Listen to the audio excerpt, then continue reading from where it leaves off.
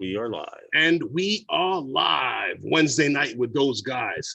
And Wednesday night with those guys is sponsored by those guys. So what's good, guys? How you guys doing, man? How are you? How are you? Well, other than feeling like I was giving birth to a baby alien last night with my stomach ache, I'm better now. I don't know what it was. I didn't eat. Like I was saying to you guys before the live stream, I have diverticulitis, which has a problem. You have a problem with digesting seeds, and the seeds get caught in your stomach or your intestine and create a little ball, and then it starts to hurt and all of that stuff until it's forced out. Okay. This didn't feel like no diverticulitis. This felt like a little baby alien trying to come out the left side of me, and I thought maybe I was constipated. Hey, Logan Carpenter, but I wasn't. And I was dry heaving. Like my body, I don't know what it was. It didn't feel like food poisoning. It definitely wasn't food poisoning. But, and you figure, I tried other remedies, just didn't work. But about 4:35 this morning, it started subsiding, and that was good. I was able to make it through the day. What's up, Logan? How are you, sir? Hey, Logan Carpenter. Anyway, Jack Sparky's video was fire. Yes, it was. Oh, I was like really impressed. Because I've seen his videos before, and I was like, I know he does good videos. I knew he could edit. I knew he had some skills, but he put his foot in that one. I was like, yo, I hope he comes in here. Because I told him, I left him a comment on his video. Yeah. JSK, hey, how you doing, JSK? What's up, JSK? He put his foot in that video. The lightning strikes alone. And to the beat on drop, he had it on point. Bam, bam, bam, each cut. Yes, it was very tight. It was I love that edit. So how you doing, Paul? Hey, I'm hanging in there. I felt like I was watching one of your videos. Who, me? with the cuts and well, I try, like I said, you showed me the ground on how the technique of how to lay video to music and stuff like that, and how the software actually works and stuff like that, the basics. And then I just I ran with it, and like I always say, I always just try to get the software to do the things that I see and visualize in my head, that I want to do with the video. And because, as we always talk about looking at our footage, looking over our footage, see what we have, the shots that we took, and how we would put it together, and, listening to the track over and over and over till you swear to God, it's actually your music. Yeah. Yeah, you know it. You know the song for, it where you want to do the break at. Where you want to have a build up. I'm working on an FPV video like that. You know what the problem is? The damn music. The who? The music. Oh, the music. That's what anything. Well, a lot of guys swear by Epidemic sounds. Dude, Epidemic sounds screwed up. They hit me with a freaking copyright warning again. I've been doing quite well with Artless. I have too. I can't complain with the music. And FMA, which is Free Music Archives. I've used some Epidemic sounds stuff, but not much. Hey, listen, screw it. I did that free trial thing that they had, and I find it easier to navigate through Artless.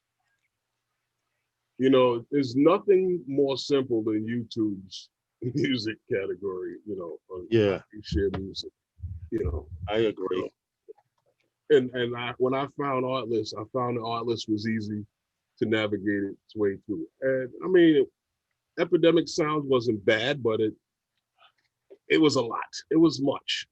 And when you're on the show, you don't want to keep trying to create and not, it's not your music. What? And then you're searching for something that is really not coming to you. That's what was happening to me with it. Was you had to go through too many different avenues to find exactly what I wanted. I did find some very good songs on it though. I'm not gonna lie about that. You know, there was a couple of videos that I did that had Epidemic sound videos, like the one from Bridge Park. That was Epidemic sounds.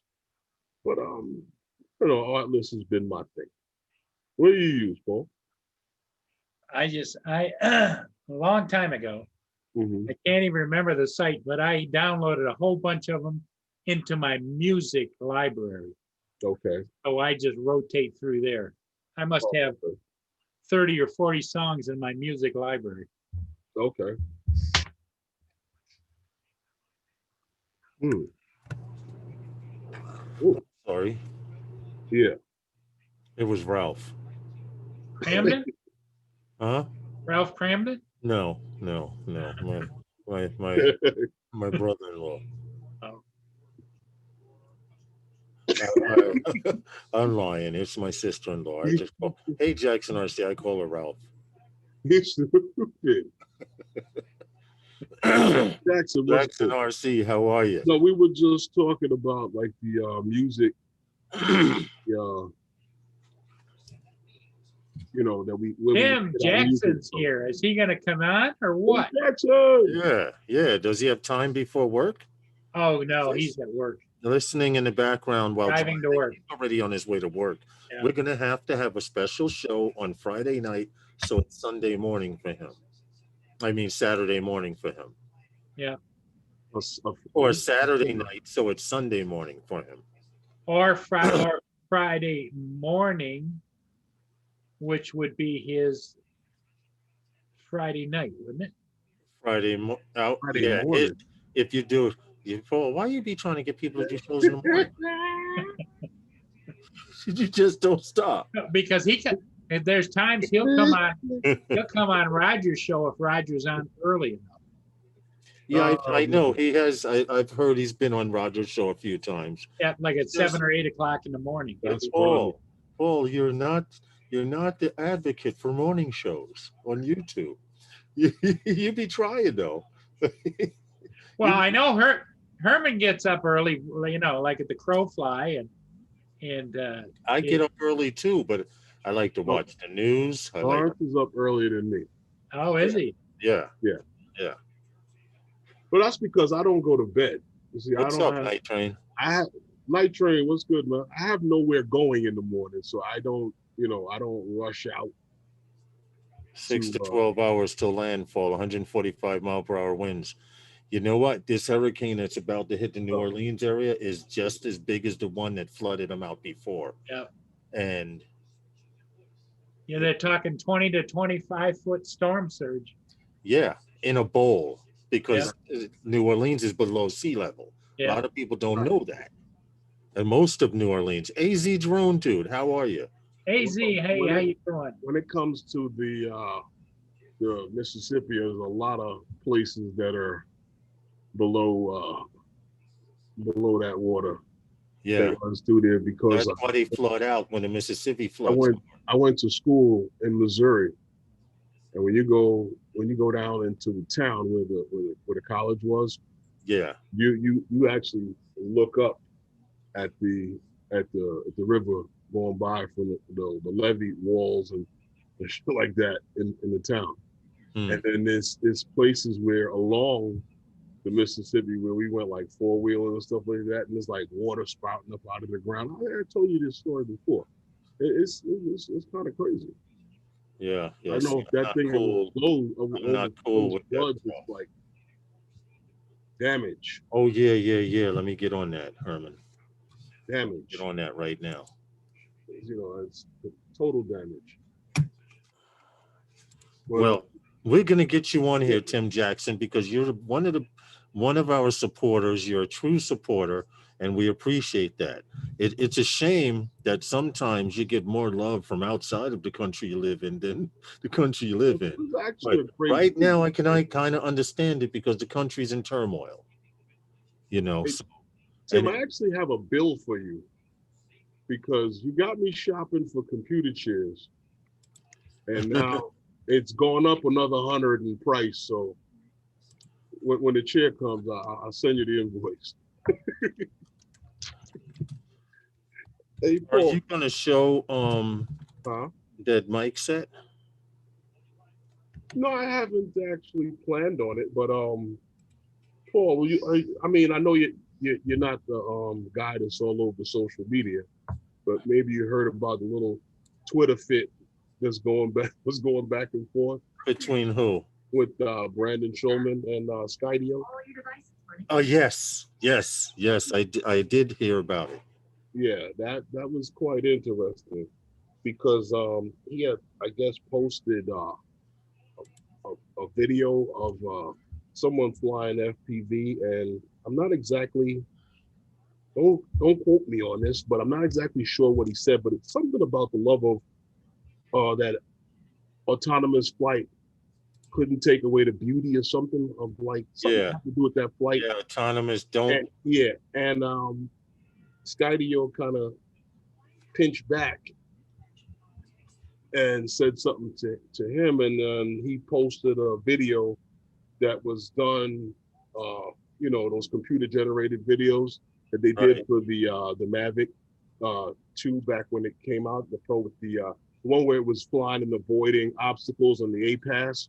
Yeah. And they said, oh, that's something about it being computer generated, and came back with one of their videos of a guy on a little four-wheeler riding through the woods or whatever, and the drone is following him through the woods.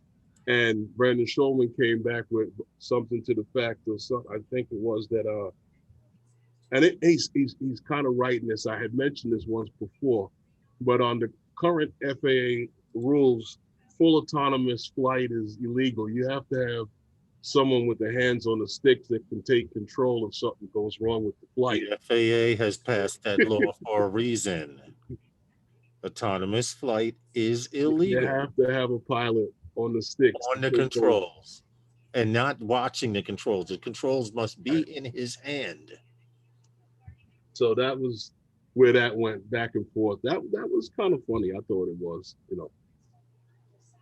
So what was Skydios point? What Well, basically, their thing was that their thing is full of autonomous flight. That's basically what it was, Right. because I guess they took it as he took a stab at I guess they figured that he took a stab at autonomous flight to say that because DJI is looking to, everybody's waiting for this FPV drone to come out, and DJI is doing a lot of FPV stuff. So it was a guy with the goggles and he's flying the FPV, and then there was a quote from him and about that as opposed to autonomous flight, and they struck back, I guess, with their thing about the autonomous flight and their drone being this, that, and whatever, and it was just a little thing back and forth, nothing big.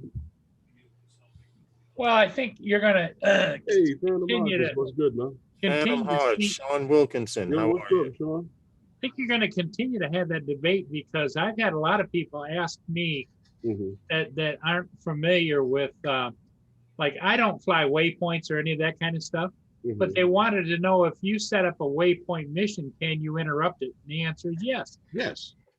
You And have to. so they thought that once it was in that, it was like doing its own thing no matter what. No. Oh no. No, you have to But be able to that interrupt. actually is a good question, because I used to think that until I found out back in the 3DR solo days. No. And I saw it hit a street lamp at about 30 miles an hour. When it went around the dude's neighborhood, it was a famous one, 3DR solo. He says, I set the autonomous waypoints around my neighborhood, and I calculated everything except for one pole. And he goes down the block, flying. It goes down this block, turns, raises a little, then goes down the next block. He's like, oh, it's working out flawlessly. He comes down the third block, because he's doing a perfect square around his neighborhood. The third block, and it sets up straight, and it gets ready to make its last run to come back home to him. Mm-hmm. It turns, and at 30 something miles per hour, boom, right into the pole. Because he didn't compensate, calculate one pole being in that area. Hey, broke necks, what's So good? with that, you do the waypoints without flying the mission. Yes, you walk the waypoints. Okay, because I know with with DJI that wouldn't have happened because he would have already had flown the mission. And Yeah, the DJI only makes thing you that go out and go to this point and say you set a waypoint, then you Yep. fly to the next Right. one, hit the the only waypoint. thing that might have scared him was the takeoff and the Hey, land. Geek China. You know what I mean? Yeah. That's probably the only thing that would have scared him was the takeoff and the land, because with DJI, if for instance, you fly the waypoint, right? Mm-hmm. And you put the drone down and then you set it to go, it's gonna take off and turn to go where it's gotta go. Yeah. Yeah. It's gonna make a beeline straight towards where it's gotta start from. It's not like, you actually went that direction. It's taking off and turning and going. And it actually flies pretty good. It doesn't actually have that same stop jerk motion that you had when you got to that waypoint. I'm actually scared to try waypoints on a drone because I'm enjoying the other features. I really don't have a use for waypoints, Uh-huh. But if I did come up with a use for waypoints, like if I was mapping something, then I'd have to learn waypoints. But until then, I've yet to do any mapping or anything like that because the job hasn't come up. I'm sure it's going to come up though. Yeah, And then I'll have to take that leap of faith. And I always tell people this when I'm teaching them how to fly drones. You have to trust the technology. They're like, well, how do you know it's going to come back? I said, well, how do you know your car is going to start when you turn the key? You have to trust the technology the way you trust your car. You trust that your car is going to get you from point A to point B and back with no problems. That's how you have to think about these drones, which we know doesn't always happen. But I can say 85, 90% of the time it does. You have to trust your technology. You're right on that. The only thing is that with a car is that it's more common and you see more people doing it, so you're more likely to just jump in and get it done. Whereas that something like this with all that responsibility in your hands and this thing over everything. Yeah, but So we talk about not flying over people's heads. We're up in the air. We're above and beyond everything. You know what I mean? You have to admit, though, when we were all NYC 5 Borough Drone Meetup gung ho, we were kind of like bullies, in the sense that when there were new pilots, we'd ask the new pilot, "Oh, how much experience you have?" And the guide would say, "Oh, I have no experience." So we would take them and put them in a pile in a circle, and I usually took the new pilots, if you remember. And I always work with the new pilots, and I always encouraged them to go further than what they always did. You remember at Governor's Island when Jamerson came for the first time?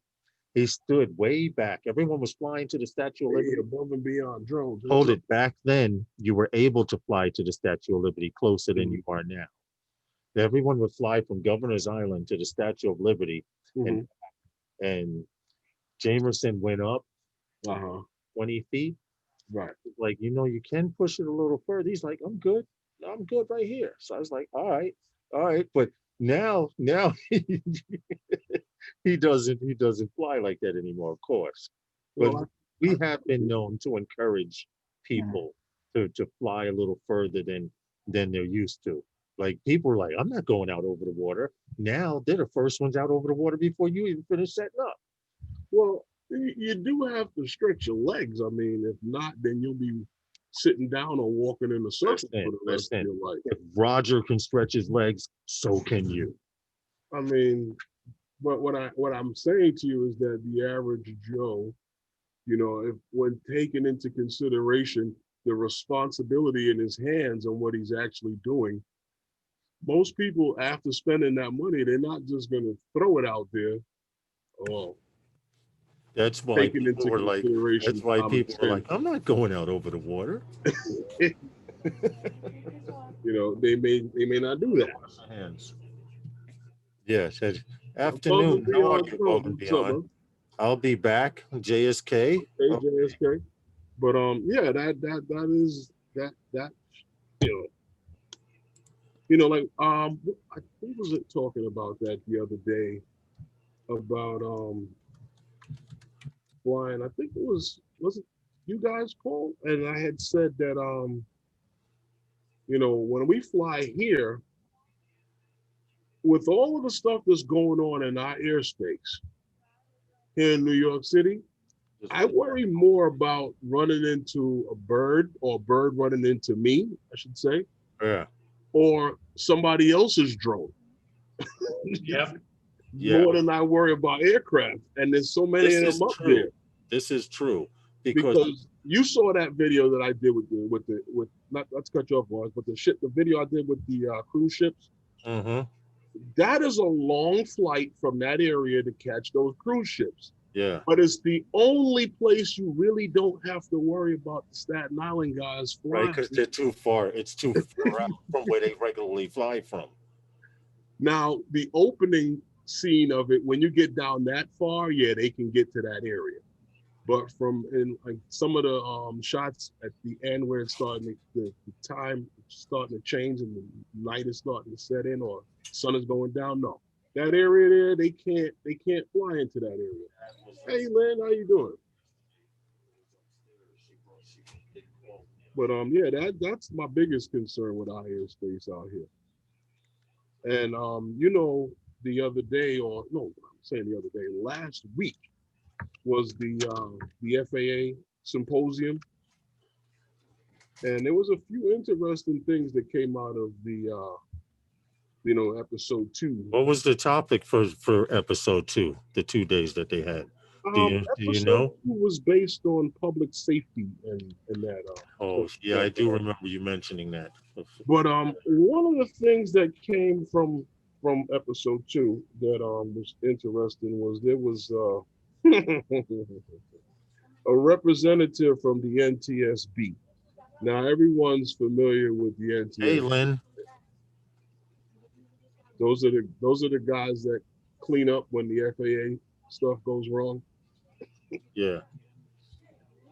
But yeah, this guy Bill English, and drone pilots really need to listen to this one and actually take your hat off, pat yourselves on the back, whatever you want to call it. Yes, drone But, pilots in the United States. But Mr. English confirmed that there has only been confirmed 3 collisions with aircraft and drones in the United States. All that other stuff. Since they've been collecting data. And how long has it been? He didn't say how long this has been, but he says that it's only been confirmed 3 collisions. And most of them we already know of. We know of the one with the Phantom and the UH-60 helicopter here in New York.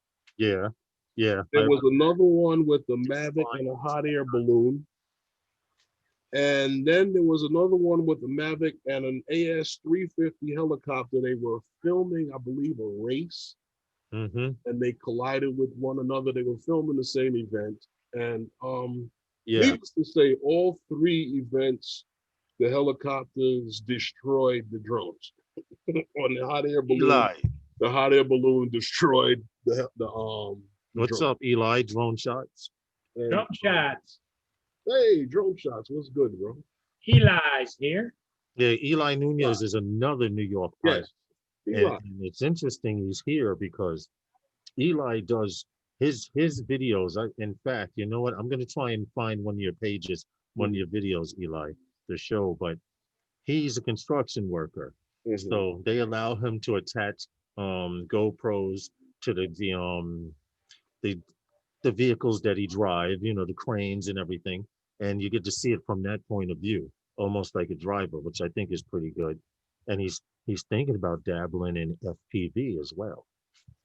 Well, that's nice. But what I was saying to you before about this whole thing with Mr. Bill English, he was saying that a lot of these strikes and they're showing you where they they look like it's a drone did this, and they've lined up drones and showed you how the drones match up and fit and this, that, and the other. They was saying that it may look like it, but when they go and they put the microscope to test, they find the blood splatter from the birds and stuff like that on these planes. And a lot of times in when they've had crashes of things that they've found where the birds have been, bodies of birds have been laying on the ground in the immediate area of these strikes. So a lot of times, when the drones get the blame, the NTSB, they know what's happening. They just don't say it. They just don't, hand out this information. And it's not, well, that, and plus it's not big news to the news media. Right, exactly. Plus, and the fact that, we were talking before about drone sightings, that a drone sighting is just when a drone is flying in the air and someone sees it and reports it. It's the same thing with some of these drone crashes. A statistic I'd like to see, Herman, and I have never seen it lately in quite some time, is how many drone issued problems, crashes, or flyaways, whatever, is the drone's fault versus pilot error. What's that percentage rate? Of the issues that come up with flyaways? Not only flyaways, but any kind of a. The issue with the guy in Staten Island, from Staten Island, that hit the helicopter here in New York. Yeah. Supposedly, and I put supposedly with quotations, he was flying 2 to 3 miles away at a crazy altitude and had no idea that he was that high. Basically, he claimed he didn't know what he was doing. He just went high and went to see how far he could go. Okay, and he collided with the helicopter. Well, you see, that would be pilot error. Right, but you see, here goes back to what I was saying to you. Hey, organized confusion. That when all of that went down, and you remember I had said to you that that's funny because even just now in talking, we were talking about responsibility and common sense and certain things like that. Yeah. And we had mentioned that when you spend that kind of money and you apply somewhat of some common sense to this thing and you're responsible, you probably wouldn't do something like that. And the argument that was, and honestly, I get it. Everyone uses the same argument. I didn't know. What's up, Tom? I didn't know. Well, that's the argument, but that's the argument. That's argument 101 for anything. Yeah, because we're not going to get into it because I didn't know only works for certain people. I didn't know. So we're not going to. We're not going to go there. There's a lot of things that I hear guys that they say, I didn't know that I found out these things right away with getting into this. Yeah. You know what I mean? It's just like when you go to work, you don't go to work and just start helping yourself to shit. You find out about what you're not supposed to do because the boss don't want to hear. I didn't know. Mm-hmm. What's up, Tom? What's going on? Well, you don't want to help you. You don't want to help yourself to stuff, especially if you work at a bank. That becomes federal, right? Yeah. I didn't know I wasn't supposed to count $500 and keep one for myself. You mean I can't make change for myself? Yeah, I was taking an advancement. Hey, Ray Kelly, how are you? Hey, Ray Kelly, what's good, man? Hey, I was taking an advancement on my pay. Well, basically, like we were saying there, Lawrence, that whole thing there with the FAA symposium. You remember I was telling you also that Mr. Jay Merkel, if anyone doesn't know who he is, he's the FAA's executive director of UAS integrations. Mm-hmm. Remember he mentioned, we were talking about this from the other program that we checked out, that the whole remote ID will be coming in December. Starting December 31st. Right.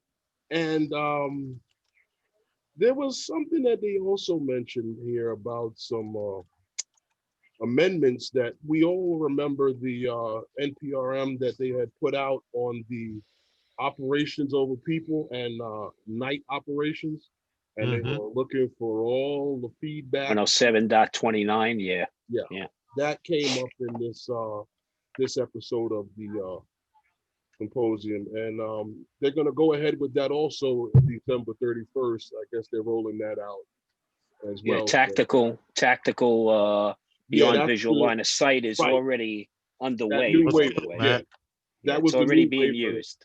Yeah, it's already being used because they mentioned that. That's also by a select few COA holders. So you had to have a COA. Yeah, you have to have a certificate of authorization, and if it's a public safety COA, then you pretty well can get yourself BVLOS waiver. It's basically a rubber stamp, because the level of detail you have to provide for a COA basically has it all mapped out anyway. Okay. I'm not really familiar with it, but shit, sorry about that. Well, a COA is like writing a thesis. Okay. It can get that elaborate. Right. But turn it off. Yeah, but see, the tactical beyond visual line of sight makes nothing but sense. I thought it did too, especially for the fact that it's only for public safety. Yeah. If no one else really, I don't believe, can get it. But no, that's why it's listed as a tactical. Right. Because look, I can't talk on the law enforcement side, but if you have Tom, Eli members, says hello. Yeah, I saw that. Hey, Eli, how are you, man? Yeah, I texted him back. If you have public safety members operating on top of an exposure, right, and you got to get over and really eyeball what they're doing, wondering whether your VO has line of sight on that bird becomes secondary. Okay, you want to be able to put eyes on your people and make sure they're safe. Right. That's the key. And plus, think about it. If you have a collapse situation or a disaster zone situation, you don't want to send people in, but you want to fly a half a mile into that area, which you can safely do. What are we talking about? 2,500 feet? Right. And if it falls out of the sky, it's falling into a disaster area. I don't think we're incrementing that disaster any higher at that point. So exactly, it makes complete sense to be able to do that. And the skill set also, and not to diminish the skill set of commercial 107s or the really high-end hobbyist or enthusiast who's worked out a skill set over time, right? But when you're flying for public safety, there is a skill set that gets leveraged. Right. We worked with the National Institute of Science and Technology to develop an entire skill course. How to put eyes on things, how to visualize, how to move from one target to another, effectively. How a lot of times when you're up there and you're moving about, you can kind of lose, your positioning. You don't really know where you are and what you're looking at. And there's a great deal of effort that's placed in the training that makes sure that you maintain that situational awareness from target to target to target, and also to be able to report that information back properly. So tactical beyond visual line of sight makes nothing but sense, and it should have happened a long time ago as far as I'm concerned. Right. Instead of it having to be piecemealed into it finally now being its own waiver. Yeah, exactly. Exactly. Yeah, and I heard about it. I thought it was a great idea, but I also heard something about the fact that you are allowed up to 50 feet above the structure or the site or what you're actually locating. And yeah, I'm just wondering who's going to be around with the yardstick. That's all. Okay, so your idea of 50 feet and mine might be worlds apart. Now, the one that I didn't understand was there's something about operating within 1,500 feet of the remote piloting command. So is that the person that's flying must be within 1,500 feet of the? Yeah. Okay. Yeah, the RPIC. So basically, you're working as the remote pilot in charge. You have, depending on where you're flying, you could have upwards of 4 visual observers, depending on how you write your COA. Those visual observers must be in constant communication. So that's another thing. How do you maintain that constant communication? And to be able to relay data back to the RPIC. 1,500 feet is not very far at all. I mean, you're talking about a quarter mile. Right. You know, we have a bunch of hobbyists that try to set distance records every day of the week, right? I mean, you know, think about it, Paul, when you're chasing down one of those vessels, what's your normal operating distance? Well, You know, usually it's about 4,000 feet at the most. Yeah. With my Yeah. strobes on, I don't have any problem watching it, but Yeah. Now, the interesting thing, I haven't seen it lately, but if you remember back not too long ago, Tom, those guys like down in, I think it was Florida or Atlanta or somewhere, were doing those long distance tests, and they were daisy chaining the observers with two-way radios. Right, exactly. Use voice activated radios, okay, or throat mic, an ear mic, okay, and you're doing a handoff from one VO to another. Right. Okay, it's a structured handoff, basically. Right. Before all that happens, this just doesn't happen by chance. It doesn't say, okay, we're going to throw some people out there and let me know when you see it. I mean, you're doing an entire briefing beforehand, and everybody is assigned a role. Agreed, and then Logan from Carpenter. there, then from there, you're going out and you're identifying, okay, I'm going to be sector 1, your sector 2, your sector 3, and each one is doing a handoff on the approach, and also staying in touch with the RPIC. Remember that we can simulcast that screen to all the VOs as well. Right. So the VOs of the approaching sectors are aware of the distance, okay, the altitude from the RPIC, so that they can do a concise handoff. Hey, Roger. Well, Tom, do you think that there's going to be in the future, I mean, this is all guesswork, but just speculation, that they're going to have training and certification of commercial spotters? People that know what to look for, not to look for, how to report, not to report. To be honest with you, the best way to deal with that is to make them all RPICs, make them all Part 107s, right? Yep. Because if you can be trained at that level, you can function at lower levels. You can't always function at a lower level and understand what the higher level is responsible for. So to me, it always makes sense to staff up at this level, and then you segment your skill sets down, because anybody should be able to take over at some point in time also, because that technology is coming. Okay, think about it. I could, hand off my visual observers, but who's to say at some point in time I won't be able to hand off who the RPIC is? Yeah. Okay. Well, especially when everyone has a 107.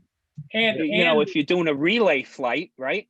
And the technology should be there at some point too. If they're all out in the field with the same equipment you have, be able to link to that aircraft in air and then continue on.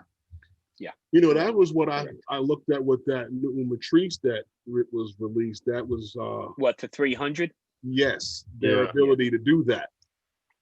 You know, you can fly it. It's got a lot of capability. Yeah. You fly it to a certain point, and then another pilot can take over. That's almost scary. Herman, you know what? Got those deep pockets. That's almost scary, because that's letting you know where this tech is going. Tim Jackson, Herman, that's funny. I have a bill. Haha. Good to hear. Oh, yes, right. Because Tim Jackson flies at 300, right? Is it Tim Jackson? Is somebody I know that comes to the chat? Anyway, have a good day. 300s are nice. 300s I'm sorry, are nice. I got distracted, but But you know what? Applies at 300 that we know. look, you're talking about, so somebody's saying, remember, walkie-talkie frequencies can interfere with RTK signals, which you use for positioning. Yes, indiscrete handy-talkie channels can. You should be using a trunked radio system. Yeah. It should be encrypted, and it's less likely a collision that way. That stuff has to be tested, though. It's not, this stuff isn't out of the box, buy it off the shelf, and hey, Yeah. it works. No, I mean, you know, for a job I'm on, there are over 22 radio repair mechanics, Oh, wow. all with FCC, class 1 radio telephone operator licensing with radar endorsements. Okay. So, you know, What about ham? What about ham operators? Do you have any with you? No, You do no, that they're all certified FCC radio telephone Well, operators. and They that have to brings, be that brings under up, civil service law. that brings up the possibility of using the internet, very similar to Zoom, where you could have all those people all on the internet together. Well, I'll take you one step further, Paul. Okay. One thing that's happening in a lot of municipal systems is they're installing things like cradle point modems. Okay. And then you create what's called an APN, your own private network. Yeah. And that becomes a mesh network. You're When talking every on piece, site. You're talking yeah, when on every site, well, right? when every piece of rolling stock has one of these in it, it's a relay. Yeah. And plus, what you're doing is you're growing bandwidth as a result of that also. Right. Okay. And not only that, you know, with the right CCIEs, with the right Cisco certified inter-network engineers behind the scenes that have figured out both the physical and the logical layers, you can segment that traffic also. So you can have a portion of that traffic that's segmented just to handle this kind of data. And it doesn't collide with the voice data, the dispatch data, okay, the technical awareness data, you know, all of that remains separate and distinct. So, I mean, when you talk about whether the technology is there already, remember that a ground crew in Kandahar Air Force Base puts up an MQ-9 Reaper, okay, into the air, Yeah. and then it's controlled by a pilot and a weapons officer in Creech Air Force Base, Nevada. Mm-hmm. Okay. And So when you're talking about late, and perhaps with an AWAC somewhere in between the both. just relay a Just as a signal, you don't relay. even need it. Exactly. You don't need it. You don't Did need it with the satellites. With the See, satellite. that's the True. thing. That's true. So what's, you want to talk about technology, what's the latency that they're dealing with there? And how have they worked that out? Put it this way. That's amazing. That is amazing. The real-time latency, that the military uses. No, you can't come close to it. Remember, they built the internet. Okay. Yeah. So, Yeah. you know, DARPA, right? Mm-hmm. It wasn't somebody running for president. Well, it was DARPA who built this. And to imagine that latency being sub microsecond, okay? Yeah. It is just, Okay. you know, we can't comprehend it. You can't get any closer to real time than military internet speed. No, Or not at all. military satellite speed. Yeah. Because if You know? you remember a company out there, it was here and gone very quickly, called Collier. And they promised people an internet. If you brought a box, you don't have to have internet in your house. If you take this box and put it in your house and plug it in, you will have internet via satellite. And it was short-lived because the tech wasn't really perfected, but the concept was there. I hate to tell you the truth, but it actually worked great. I had it here in the house. The internet, the hardwire internet companies killed it off. No, I'm going to tell you what happened to it. No, I'm going to tell you what happened to it. Sprint bought it, and Sprint killed it. Sprint needed well, that's what happens, right? And Sprint killed it. Well, look at the automotive industry. We've talked about this before, right? But look at the automotive industry, and they killed alternate energy vehicles for the longest time. Okay, I mean there were alternate energy vehicles dating back to the 50s and 60s you never even got to see. That's true. Okay. I do understand there was a gentleman in the 60s that created a car that could get 100 miles to the gallon. And back then, the tanks were only about a gallon to a gallon and a half big. And they wanted to use disappeared. He regenerative. disappeared. Well, look, the regenerative braking didn't just happen. Okay. That technology's been around a real long time. Okay. But the automotive industry, you know, in bed with the petrochemical industry, Yes. was not looking for that to happen anytime soon. Well, You Well, know? that's the same thing with the railways. Even though the United States has one of the worst, but most Oh, it's pitiful. advanced, one of the worst, but most advanced railway systems in the world, they have hyperrail systems that they're playing around with in Japan and other places in the world, and we okay. need to catch up. Well, look, I mean, a Chinese company, which it won't happen anytime soon, but a Chinese company kept bidding and had won actually a bid to build a high-speed rail from LA to Las Vegas. Now, that's about a 4.5-hour car ride. I've done it numerous times. Yeah. It can get real lonely at some points going through the desert, okay, when it becomes a 2-lane road, Interstate 15. But Okay. they would be able to get from downtown LA, okay, to downtown Las Vegas in an hour. Okay. Wow. And again, well, it won't happen anytime soon with a Chinese company, that's for sure. Right. But you know, that would be a game changer. You're talking about That's jumping good, on, man. playing a few hands of poker, and then jumping back and getting home before the wife knows you're gone, right? I How can you only doing wish. there, Haya? Yeah. Yeah. Hey, how are you What's up? guys? I'm How good. are you, man? We're hanging out here. We were just talking about you know, the symposium and the new waiver and things Yeah. that came up during the symposium. The waiver for first responders, you mean? Yes, that one. Yes. Yeah. Yes. that's a Tactical, nice one. tactical beyond visual line of sight. Already Yeah. been testing that to some degree. Yeah. We got a rep on the DAC. You know, it Yeah. makes nothing but sense. It has made nothing but sense. When Yeah. you write for a COA, you're basically writing a thesis, Mhm. okay, and all of that is mapped out. So that to me seemed like a rubber stamp move, Yeah. in my honest Nice. opinion. It's nice that we finally got it, though. It's a good move.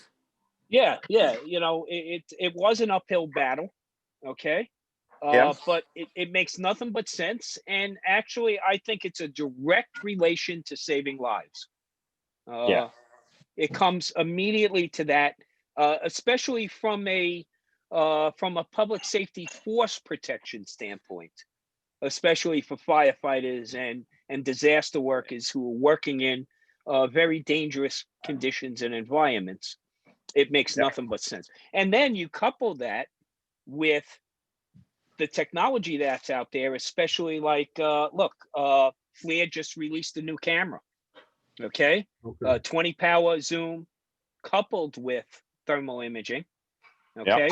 So now instead of hanging, you know, a 30 power zoom off the bottom of an M210 RTK, and then you got to put an XT2 on there. Okay, Paul. Now you got All right, Paul. one package you can hang, and then on your other gimbal mount, you can put some environmental sensors.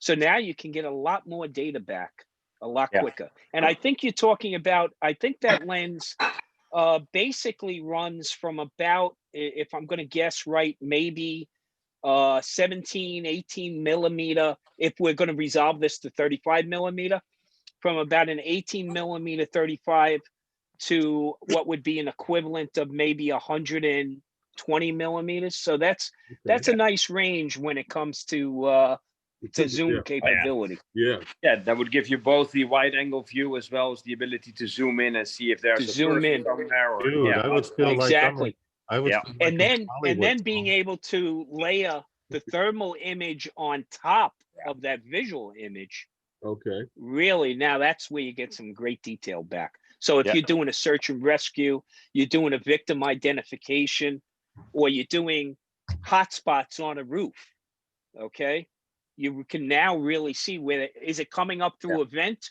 which that would be normal, or now are you just looking at flat roof and you going to have a burn through anytime Yeah. to put the members operating at that roof in danger. So I really think this kind of technology is directly related to saving lives and having members go home at the end of their tour. I believe that that visual overlay on top of a thermal image, that's exclusive to FLIR systems, isn't it? Yes, but Yeah. realize something, that the Mavic 2 ED has that capability, Yeah. right? Not quite the Okay. resolution, but yeah. It has No, the no. capability.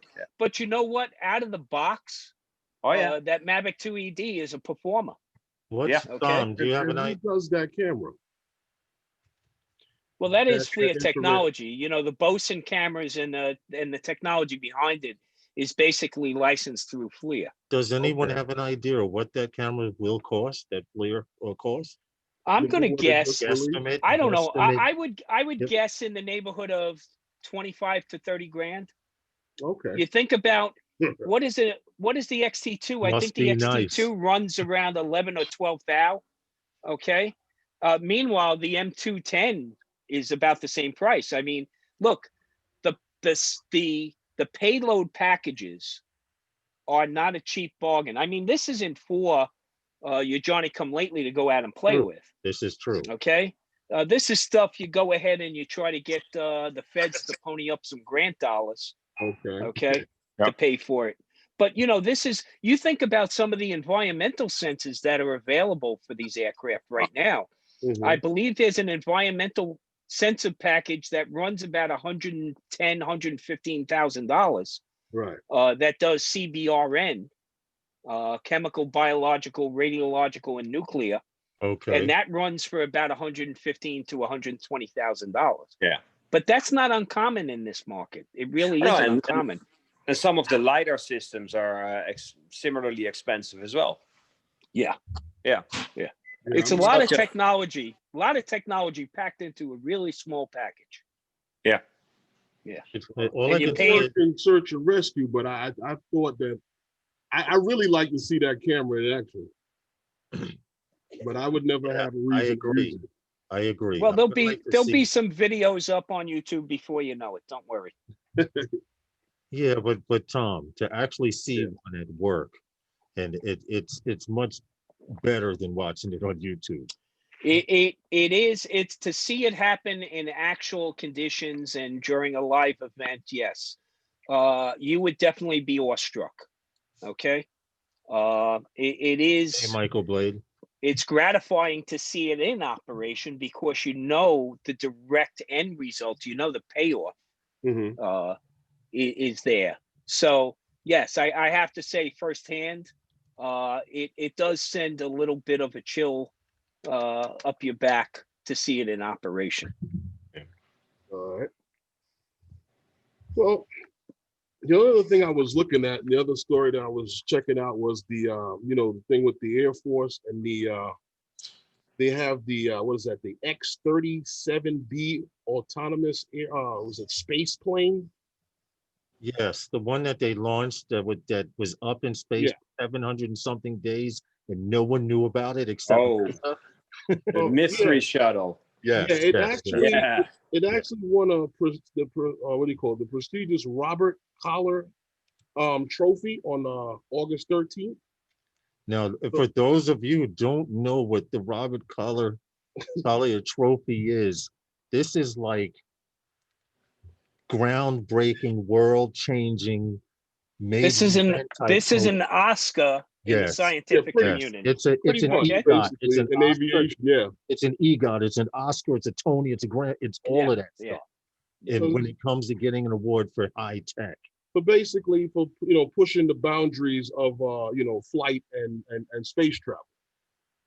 Well, That's basically think of it this way. It's been up there that amount of time, nobody knew about it. But there are trucks driving the highways right now. We're talking about tractor trailers driving the highways right now without drivers, okay. and you don't know about it. yeah, Mercedes Okay. Benz actually has a truck that's Oh, fully there's autonomous. U.S. companies out there that, with little to no government oversight right now, are operating 53-foot plus tractor trailers on American highways Really? without even a safety person inside the cab. Now, see, that's Okay. scary because I saw it happening in Europe somewhere with the Mercedes autonomous Look at truck, but the autonomous truck for Mercedes did have a driver.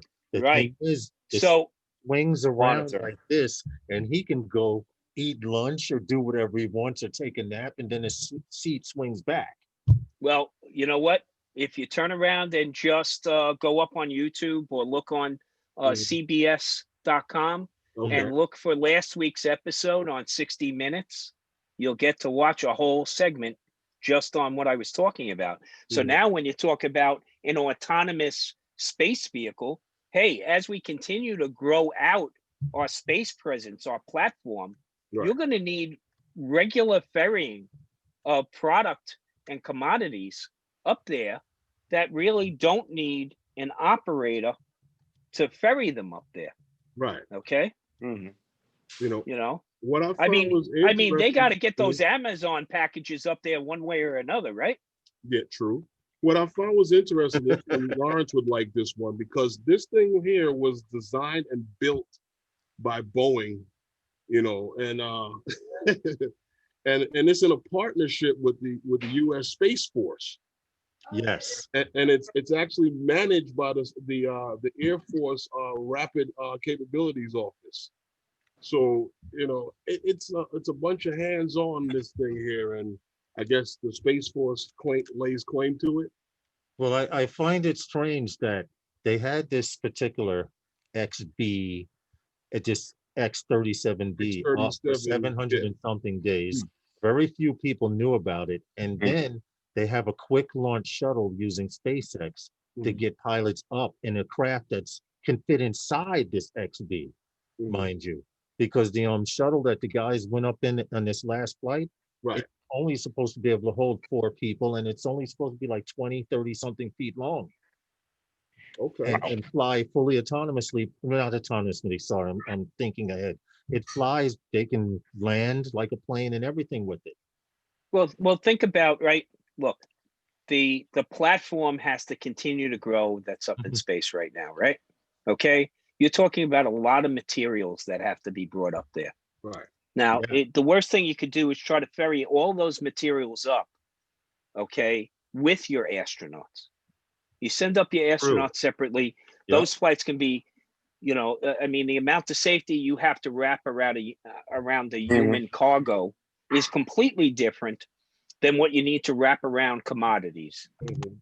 And it becomes a lot more economical over time to focus where you need to focus. Mhm. And this way, those commodities can wind up going up there cheaper and more frequently Right. over time by Right. using a craft like that. Direction, it's the Dragon, they call Okay. it, if I'm correct. Well, The their main SpaceX focus, I Dragon think, crew.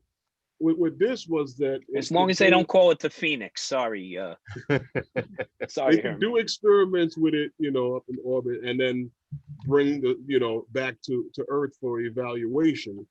So, you know, who knows? I mean, I'm not, I don't work in these fields.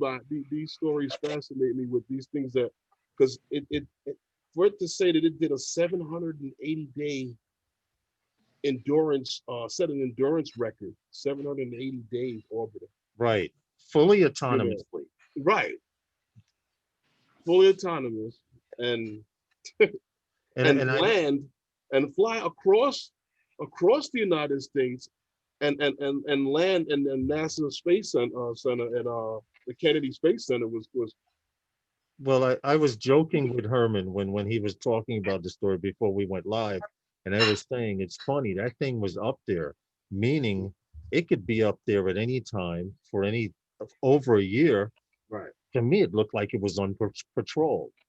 You have a space force, quote unquote.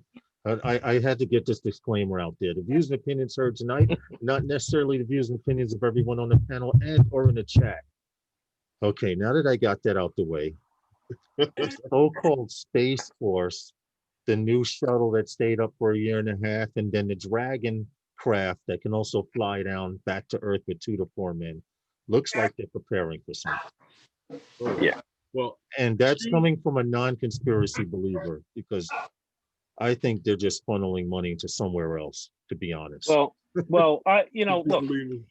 all of Yeah. that, I'm hoping that they turn it into a space sanitation force at some point in time This is to true. pick up all that space junk- junk Space junk the we're is out putting there. up there. This Okay, is why. This is probably why we haven't been invaded, or it made it known that there's a higher life force, because they look at our planet. We got because garbage. the floating aliens are going, there's nothing but that's a junkyard. around. Yeah. Okay, Yeah. Every time they look this Not way, it's interested. like, oh, it's just a junkyard. but you know that junkyard's moving at 17,000 miles an hour. This is Okay, true too. This is true so also. Not to mention the other 3,000 plus satellites flying in and around it. Yeah. Navigating and trying to keep yeah. each other. So imagine how much debris this thing could pick up over time. I Mhm. mean, look, you know, the place we have out in Vegas, you know, living in New York, you know, I got to hear the sanitation workers cursing at each other and at us. Yeah. But out in true. Henderson, Nevada, when they pick up my garbage, the guy never gets out of the truck. The arms come Oh down, yeah, picks picks it up the can. throws it in there. At some point in time, those garbage trucks are going to be without an operator. So Mhm. why can't we do this in space? Right? Yeah. Hey, Yeah, Yeah. makes sense. true. You get a Yeah. synchronous orbit, you set up, Well, see, what You makes go that story plop it- extra good about the X-37B is, I don't care what kind of drone you have here on Earth, you can't beat that distance control.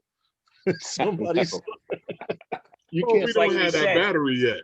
Yeah. that We will never Yeah. see that battery. So, Well, so just when- like the MQ-9 Reaper operating over Afghanistan, being flown out of Creech Air Force Base in Nevada, right? Mhm. Okay, and that's the refueling- true and measure of refueling latency. on the way, refueling Yeah. on the way, and Yeah. taking snapshots of other places while it's on its way to its destination.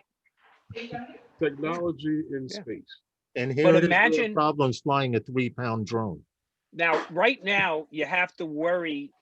Well, not even worry. I mean, if the satellites are small enough, they're going to burn up before they enter. But you know, the price tag on a satellite is off the hook. So imagine if a device like this can go ahead and pluck this out of orbit, Mhm. recover it, okay, and shuttle it back to Earth so it can be recycled and repurposed. True. Imagine the savings that would result from The that. saving, do you know the gold Yeah. on those boards up there? Yeah. I'm surprised someone hasn't started a recovery unit for, you could probably live pretty good off of the stuff that's up there floating around. Well, when your satellite goes dead, how do we know that's not nourishment for some alien life form, you know? Plucking them out of the sky. Okay. That's another story in itself. No, we won't talk about conspiracy theories. It's okay. Hyatt, what's good, man? Welcome to Wednesday nights with those guys. Yes, welcome. You're Yeah, officially- thank you for having me. Awesome. You're Pleasure being officially here. one of those guys now, because the only way to get a wrench in any of our live streams is to come on the panel. Ah, So, awesome. Well, appreciate the invite. Did you Yeah. type something in the chat? yeah, if you do that way, he can make you a mod, and every time you come in, it's nothing personal, but when it's not good to make everyone a moderator. Trust me when I tell you. Been there, done that back in the MySpace days, the now live, and all of those internet radio joints that everyone was doing back then. Ustream, I could mention, I went through all of them. Gets Back in- complicated quickly, right? When you have too many captains on one ship. Yes. Yeah. Yeah, I hear you. I hear you. How are you feeling, Hyatt? Because I know you Pretty good. had the issue with the injury. Yeah, that was no joke. I was able to get rid of the brace last Friday. So slowly but surely, with physical therapy, I'm walking and doing quite okay. Not back 100% yet, but hopefully in a couple of weeks I will be. Okay. Yeah. was Glad to able hear. Put my foot down for the first time this week here, Yeah. I put it down over the weekend on the floor. I'll be right back. He told me to start trying to put a little weight on it with the boot, but he doesn't want me to walk yet. He said, none of that, try to, and it's going to be rough. Because It was the same with me. I mean, especially the surgeon, he's like, take it super slow. And he, of course, doesn't want to take any risk because there's nothing to gain for him. I mean, it's all about just making sure that you're safe and take your time to recover. I think I'm pretty much on schedule. It's been almost 8 weeks now, so everything should be fully healed, and now it's just a matter of stretching and getting the strength back in your hamstrings and your quads and all that stuff. So it's a lot of working out, but I'm just happy to be walking again. That's my biggest victory right now. Good for you, man. Yeah, thank you. Good for you. Yeah. What else have you been up to? Because I've just been here, like you said, stuck on the couch, and I move around with a little scooter, but yeah, it's crazy, right? Because with Corona, your world kind of shrinks quite a bit, and then of course when you're stuck on the couch, it's like 10 times worse even. Like that now, there's nothing you can do anymore. Right, because I went from having to be in the house because of the coronavirus to them calling me and scheduling the surgery, and then I was right in, and I'm like, oh God, I'm still in the house. I've spent most of the year in the house. Yeah, that's no way to live. Right, I can count the hours that I've been outside. Yeah, what I was able to do at one point though was drive around, park somewhere, open the door. I would put the drone right next to the car on the parking lot, and then fly from there. So at least I was able to get to do something, but not quite what you want to do. I have to congratulate you on it. That is a true drone pilot at heart. Yes. Yeah. You got to figure out a way to make it happen. Some people don't understand that level of flying drones. But that's a mental health requirement, right? I mean, well, you gotta get that bird up in the air. I mean, it's for your own sanity. Pretty much, yeah. I mean, and like I said, your world becomes really, really small when you're just sitting on the couch. And I was able, with the crutches, to get to my car. By then, I had enough flexibility in my legs that I could safely drive. So I would just go somewhere local, and then find a nice spot, and at least be able to fly a drone. And it may not be much, but it's a lot when you're coming from a couch. Oh, absolutely. Yeah. So absolutely. No, that was good. For sure. Yeah. I plan. Good morning, feet on the ground in Australia. Therapy Monday, and as soon as I'm able to plant this foot safely and turn, I'm out. Awesome. I'm out. I can't. I actually brought the drone out and started it up in the house the other day. Went through my settings. No, it went through my settings and checked to see if there was any updates, and then I turned it off and put it back in the box. And how many weeks of recovery do they think you're gonna need? Well, he's telling me months, because months. They have 2 screws that go through my heel that are holding my heel in place from it sliding out. So they go through the heel and into the ankle. It's I got a video where I got a little a little shot of that X-ray. Yeah, I saw it. I saw that. Yeah, I did see that. But he's going to have fun going through metal detectors from now on. When I explaining over and over like again. Something's in my foot. Take your shoe off, sir. Take your sock off, sir. You got to get the TSA pre-check now, Herman, okay? Pay the $80. It's worth it, bro. Yeah. Well, I'll do it how my father does it. My father's been sporting medical equipment for years now. And he has no problem flying. There you go. Yeah. Well, you got to take your hat off to modern medicine, okay? Just to be able to put the pieces back together, right? That's true. I agree with that very much. Yeah. For sure. I mean, like in my case, if that would have happened, let's say 50, 60 years ago, I would be limping with crutches pretty much for the rest of your life, I think. For the rest of your life, yeah. I mean, I had I was fortunate. Or they would just suggest cutting it off.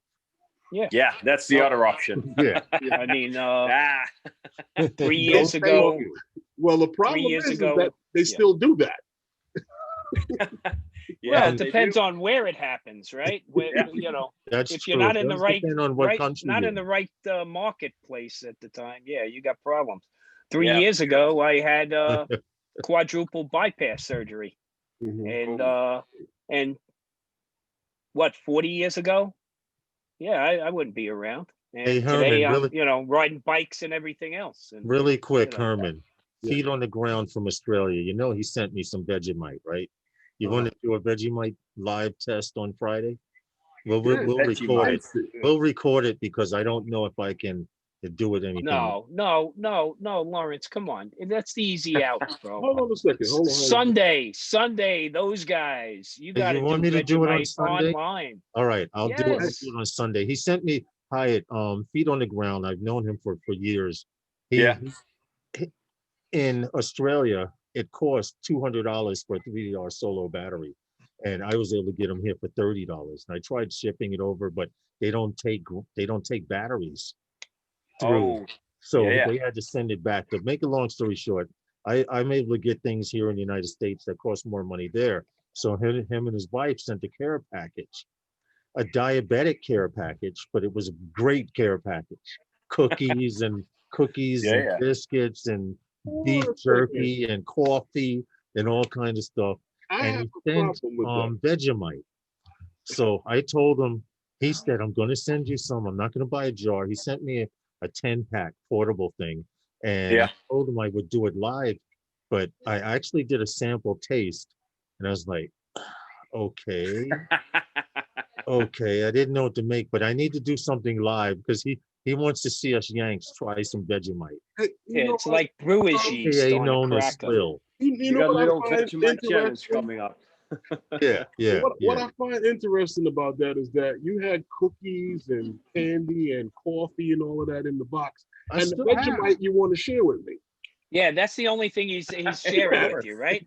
Yeah. Well, That due that to Kobe beef or COVID-19, the I'm afraid to get on the Wagyu- subway. Wagyu beef filet mignon he didn't bother sharing with you, Herman. Okay. But he did send a bunch of sweets and stuff, and I promised him. See, Justin, who's not on here now, Drone Evolution NYC, was supposed to do it with me. And the day we were supposed to go flying, I was going to take my GoPro and set it up on a dash, and I was going to come out with my drone bag and then go back in the house and come out with toast and butter on it. And we were going to open the packet and record everything. And he's like, well, my stomach's not feeling too well. I'm like, oh, yeah, sure. So we never did it.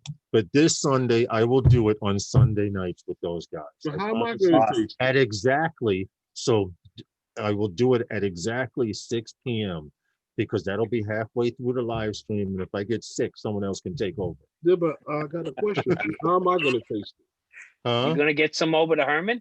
How am I going to get to taste it? Well, see, now we can record it. If I can come over Friday, we can record it. I'll give you a couple of packs and we could do it Yeah. You like don't have that. to have There you a go. couple of packs. I just need a taste.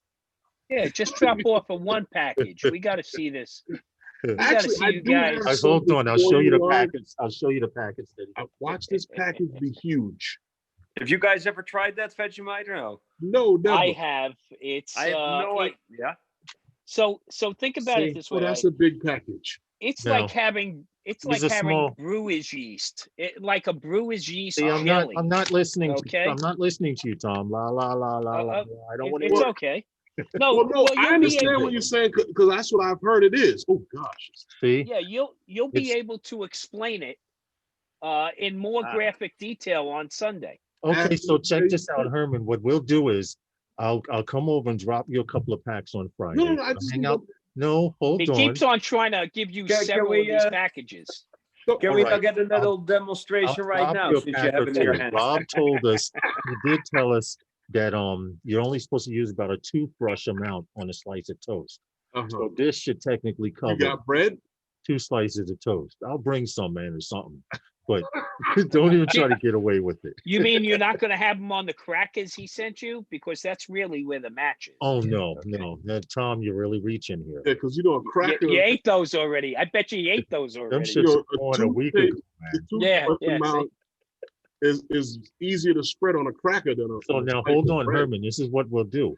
I'll bring it over on Friday, or Uh-huh. 1 or 2 packets, and Uh-huh. then on Sunday nights with those guys at 6 p.m. we'll do a live taste test. You'll have the toast ready. I'll have the toast ready, and we'll do it because he's been waiting over a week for me to do it. Yeah, do it and send don't it to sneak you. any beforehand. We want the I did. actual. I actually. we want to see your faces. No, when you you try should have it. saw my face when I tasted it.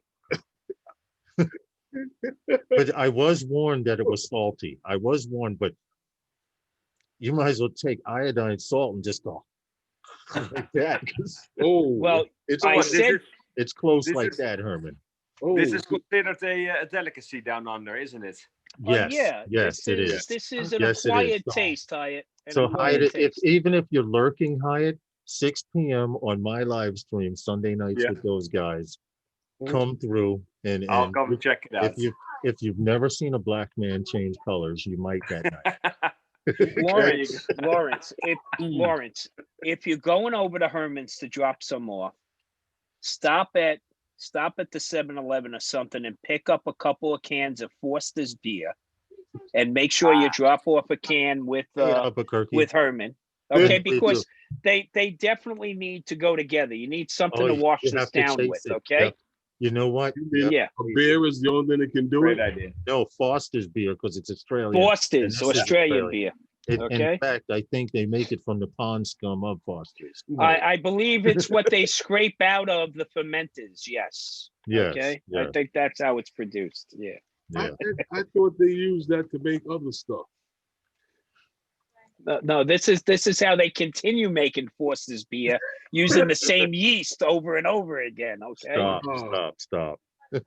Oh No. man, Yeah, but Herman, he didn't share with you the Wagyu beef jerky, right? no, none of You it. didn't get to taste any of that, right? Nobody got the beef None of jerky. the cookies. What'd you do with the coffee? Drank that too, I can bring you some. I have half a huh? jar. That you got. I have half a jar. Yeah, I'm not a real coffee drinker, but I did drink. It's inside the house, inside the door. I did use half the packet of coffee. Oh. So I was like, you know what? I could start drinking coffee again. But then it would be gone, so I never got any more. Yeah, me either, Night Train. I don't really drink Foster's either. Aussies See- do really drink Fosters. Yeah, Nation says. well, yeah. No, we know that. Oh, we he know says, that. hold it, feet on the ground. Rob says, he says Foster's is for non-Aussies. Well, that's why I said There you you got to go. pick it up, bro. Okay. Look. You see what he said? That was his first solid food as a kid. Okay. What, Vegemite on Vegemite? toast. So he's Yeah. been raised. He's been raised on this. He doesn't know any better but to like His it. Okay. blood pressure is probably 1,000 too. Whoa, you were raised on it. First That's solid tough. food. Most kids start with like Gerber and stuff like that. Right. They started him on Vegemite. Anyway, there's a lovely picture on the back that there you go. Lovely picture on the back. And it Now you said you tried it already, right? When you Yes, opened I it, was did. I that tried it on- smooth like I that. tried in it there? on a half a piece of toast. I opened up first I smelled it. That was tolerable. And I took a little finger dip and I tasted, I'm like, wow. So on a half a slice of toast, I didn't finish the toast though. I'm admitting, I'm telling the truth. I didn't finish the toast and immediately went and drank like water and wiped my tongue and all of that. So, but Sunday, I'll be mentally ready. Well, it's much Awesome. like, over on the Emerald Isle having some black and white pudding. I had to explain to my wife, it's not really a dessert food. Okay. Yeah. The white So, pudding? yeah, that would be a blood sausage pudding. Oh, okay, yeah. Okay. So, yeah. Oh, wait a I've minute. seen What that. did you say? Don't be taking a piss out of the nation icon. Sue hates it. Listen, I've the seen them nation's do icon that. is Vegemite. I've actually seen them make that blood sausage you're talking about. Blood sausage, I've yes. seen them make Pudding. it. It's a Are you pudding. familiar? So Blood it's a pudding. Are you it's a familiar with breakfast. It's a breakfast staple, basically. Hyatt? Are you Yeah, familiar with I've blood pudding or seen blood it. sausage? Pudding or blood sausage? It's Yeah. It's called blood pudding or blood sausage. No, it's actually called Oh. black and white pudding. That too. Okay. Mm. That's what And those are all the options Over- I get? over in Ireland it's known It's as all black and white pudding. yeah. Oh, Depending on where you're from, they call it different things, but it's Yeah. all the Yeah. same. In the Spanish It's all the same community, stuff. Yeah. it's called blood sausage. It's, Yeah. Right, it's yeah. still what it says it is. It's all it's everything you wouldn't consider eating from the animal. Okay. Yeah. No, I think I might skip. Yeah, me Yeah. too. It's I'll try So the you're saying- Vegemite so you instead. say That you sounds want some more Vegemite? tolerable. I I can try would that. go for I that can too. next day Yeah. you some. I'll try the Vegemite first. Yeah, same At here. least I drink beer. I actually do like blood sausage. I do. It's a breakfast thing. You have it with the egg and or your breakfast, but it's Well, very, to have very, it the right way, yes, you have it with eggs and you have yes. it with a slice of tomato. Hey, what's up, Stevie? I'm good. Yes, because I'm you good. definitely need something to wash it down Yeah. Yeah, afterwards. I'll scrape mine on your plate. Hey, as Stevie says, he's eating shark and alligator. So Shark and that's alligator. alligator. I'm not going to Alligator. mess with because that's just a living biohazard. Yeah, doesn't it taste like chicken? What? Kind So, of. I had it alligator? in Florida some time ago. It's You've kind of had like it, Hyatt? chicken, more chewy. Yeah, You've had it. yeah, a little I've had gamey. it, yeah. Yeah, It's a chewy chicken. Sort of, Yeah. yeah. Okay. it's Yeah, got not- a very. It's tough. It's not very tender at all. You don't. Never You had can it. dress it up in caviar. I'm still not trying that shit. What, caviar? Actually, Now caviar is good, No, cat. I'm saying you Yeah. could dress the alligator in caviar. I'm still not trying it. Still not. but if somebody told me the first time I had caviar as a kid what I was actually eating, it wouldn't have happened. Okay. Oh, of course, of course. well, I watched this barbecue program, and these guys they do these they call themselves the pit masters. They did an alligator, and I don't know how to take that one. I like my chicken like chicken. Alligator's nothing but a dinosaur, dude. It's still Yeah, I roaming get the it, earth. but I right? rather my chicken Yeah. like chicken. There's a reason they're not on a regular diet unless you live in Right. Florida, near the I got- swamp. I got a question Or for you guys. to Louisiana. switch, What happened? I'm Go listening. ahead, Hyatt. I got a question for you guys to switch back to drones for a second. Did you guys see that that so-called DJI FPV drone, that totally pixelated picture the other week? Yes. Yeah. I What do you don't guys believe. make of that? I don't believe that's the bird. I refuse to believe that that's the Yep. bird because of the fact that DJI, from what I've been taking notes and comparing myself personally, is going more towards a Cinewhoop style drone. It's either going to be a Cinewhoop style drone Yeah. with ducks, or it's going to be a straight 3-inch Cinewhoop style minus the ducks. I'm thinking they're going to start with maybe a 3 or 4-inch, maybe a 5-inch. I doubt, but I see the 3-inch Cinewhoop style more than anything else because they're already selling their parts for, Mhm. and they're putting the modules in Cinewhoops, and they fit Right. perfect. And that They're- will be like the gateway drug, if you will, into it'll be a FPV gateway line. to add. Oh yeah, definitely. But Definitely see, gateway. DJI is doing Hyatt. They're watching the FPV world out there, and they see a lot of people that are in real estate are flying Cinewhoops. Ken Dono, perfect Yeah. example. He's been flying FPV less than I have, and already flies better than me, 10 times. And he's already used a Cinewhoop in $1 million shoots. If you've Okay. seen Ken Yeah. Dono's last I've video, seen his videos. and look Yeah. for it. Yeah. He flies from really, really high down low into the door, and he starts to reveal like that. And the only thing you could do that with is a Cinewhoop. Cinewhoop, yeah. That's the only way to fly that easily indoors, basically, without. Yeah. And And Hyatt, as you said, it's a gateway. It definitely yes, is because yep. you know, as being a photographer and into the cinematic products, I want to be able to fly that ridge line and come over that mountaintop and Oh, totally. and- Do a reveal. right Plus, cliff Definitely. dive. I want a cliff dive. Yeah. Okay. plus the, And where I think it makes specification. sense as well is that not everybody wants to solder and customize and then like hand pick all the different components and then have to tune the drone and make sure Yeah. it's right. yes. Yeah. So Spend there's definitely 80% people of out there. right. Yeah, they just want Spending a 80% of your time tinkering and only Yeah. 20% flying. And I'm yeah. of that same mindset. I know, Lawrence, over time you reverse that curve. Mhm. But Mhm. me, give me something I can play with. Give me something that maybe I can Got you. return to home or Something go you can. GPS if Well, I get that's in what trouble. one of the features, one right? of the 3 features are. It's supposed to fly full acro. It's Mhm. supposed to fly stabilized mode, and then it has GPS. Now, if you know anything like I do from flying camera drones, no matter what that drone is doing, if you're flying in ADI mode and you're drifting with the wind, as soon as you flick that GPS switch, It whether locks right in. down Lock. sideways or what, it's going to stabilize and stick. Yeah. Now, GPS also will include more than likely, okay, I'm flying through the woods and I don't know where the hell I'm at, but if I can go up high enough and hit return to home, she'll come back. Yeah.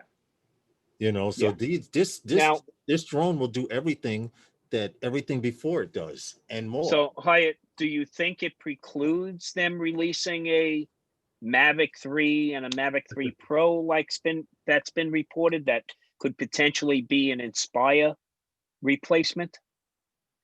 I think we're going to see the FPV version much sooner, and I think that is a totally different category. And I think it's part of DJI trying and testing the waters when it comes to the FPV world. I think it's smart because they're opening it up and making it more accessible, and at the same time they can learn and understand that world better before they dive in deeper. So I think that's a smart move.